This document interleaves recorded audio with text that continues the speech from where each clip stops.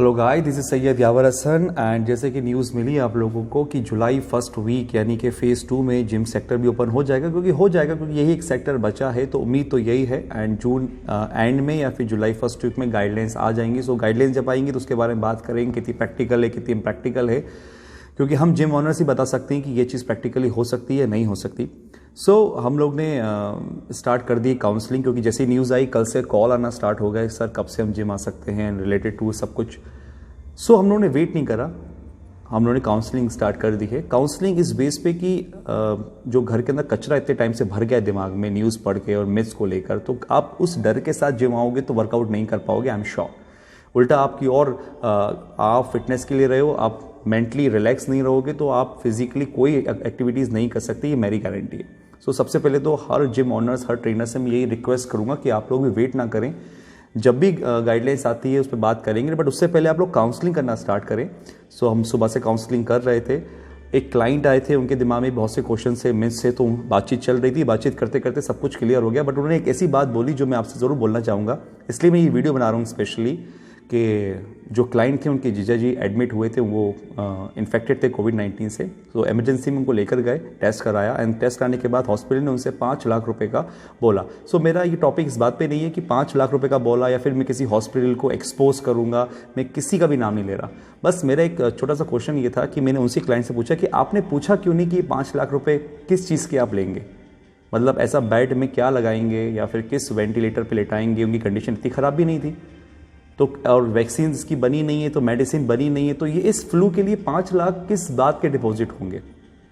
अगर ये क्वेश्चन वो करते, खैर उन्होंने एडमिट नहीं करवाया क्योंकि फाइनेंशियली वो इतना वो नहीं थे कि 5 लाख रुपए दे के एडमिट करवाएं, और उन्होंने उनका ट्रीटमेंट कहीं और करवाया। सरप्राइजिंगली जहां उन्होंने उसका ट्रीटमेंट करवाया है, मैं सब कुछ आपको बस शॉर्ट फॉर्म में बता रहा हूँ कि विद इन 7 to 8 डेज में वो रिकवर हो गए एंड अभी फिलहाल घर पर, और इस बात को काफ़ी टाइम हो गया है और अब दोबारा से कोई ऐसा कुछ प्रॉब्लम नहीं आई जैसे उन्होंने मुझे बताया। बस मुझे वो पॉइंट 5 लाख वाला अजीब सा लगा, तो सोचा मैंने आपको बताऊं कि कहीं आपके साथ भी ऐसा हो तो आप क्वेश्चन ज़रूर करें कि ये 5 लाख रुपए किस बात के लिए जा रहे हैं, किस बेड के लिए, किस वेंटिलेटर के लिए, किस तरह की मेडिसिन के लिए ये 5 लाख रुपए लिए जा रहे हैं। क्वेश्चन उनके दिमाग में और था कि जो फैबी फ्लू नाम से टैबलेट निकली, आपने सुना होगा उसके बारे में, जो इंडियन गवर्नमेंट ने अभी एक्सपेरिमेंटल स्टेज पे उसको उतारा है मार्केट में। देखिए, कोई वो वायरस का कोई दवाई या वैक्सीन नहीं है, किसी भी वायरस की कोई वैक्सीन दवाई नहीं निकल सकती, क्योंकि जैसे मैंने आपको बताया कि कोई भी वायरस होता है वो म्यूटेंट हो जाता है, चेंज कर लेता है अपने रूप को। कोरोना वायरस के साथ भी ऐसा ही है। कोविड-19 जब वुहान में आया था, उस तब से लेकर अभी तक वो 14 बार चेंज हो चुका है। ये जो दवाई निकली है ये एक्सपेरिमेंटल बेस पर ही निकली है, और बहुत से बार इससे पहले भी एक्सपेरिमेंट हो चुके हैं। 12-13 हज़ार लोग जो मरे हैं अपने इंडिया में, इसमें बहुत से ऐसे लोग हैं जिनको एंटी मलेरिया एंटीबायोटिक्स दी गई थी, जिसकी वजह से वो जो वायरस था वो और तेज़ी से स्प्रेड हुआ, और उसकी मौत की वजह यही है। WHO ने इस बात को क्लियर करा है। मैं आपसे कहना चाहूँगा, आप खुद समझदार हैं, मैं किसी को एक्सपोज या क्रिटिसाइज़ नहीं कर रहा हूँ। टैबलेट लेनी है या नहीं लेनी है आप चूज़ करें, क्योंकि ये टैबलेट वायरस के लिए नहीं है, एक्सपेरिमेंट के लिए है, क्या क्या इससे ठीक हो सकता है या नहीं। आप खुद स्मार्ट हैं, चूज़ करें।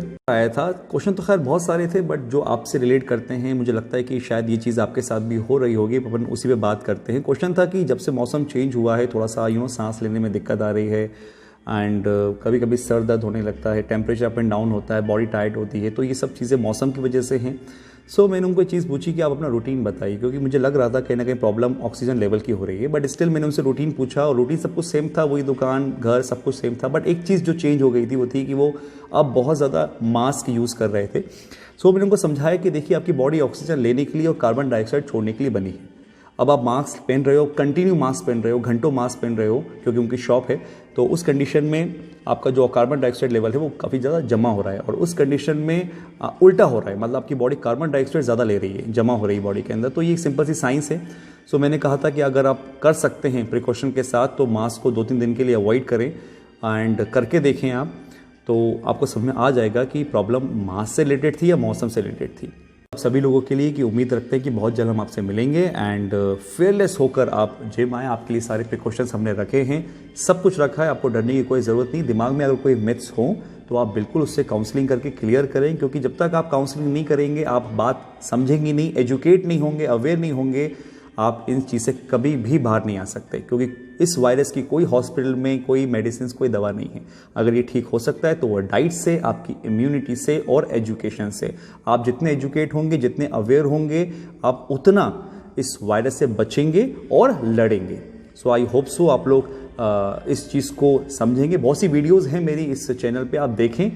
ये सारी वीडियो आपको एजुकेट करने के लिए हैं, किसी को एक्सपोज करने के लिए नहीं है, ताकि आप इस वीडियो को देख के अपनी फैमिली के साथ खुद को भी सुरक्षित रख सकें। Thank you so much. जय हिंद।